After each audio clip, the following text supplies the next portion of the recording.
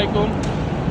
আমাদের সম্মানিত বড় ভাই আলী হায়দার ভাই, উনি বর্তমানে পর্তুগালে ইমামতি করছেন, কিন্তু উনি আমাকে ফাতোয়া দিলেন না যে সকালবেলা এই দ্বিতীয় দিনে কঙ্কন নিক্ষেপ করা যায়, তাই কঙ্কন নিক্ষেপ করতে পারলাম না। কিন্তু অন্যান্য দেশের হাজিরা কঙ্কন নিক্ষেপ করছে। এটা হলো বড় জামারায় কঙ্কন নিক্ষেপ করতেছেন। তো তার প্রতিছবি দেখা যাচ্ছে, আপনারা দেখেন ওই যে বোতল কত কিছু এখানে উপস্থিত আছে।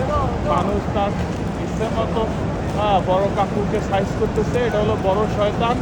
তো বড় শয়তানকে মোটামুটি ধোলাই ভালো মতোই করতেছে।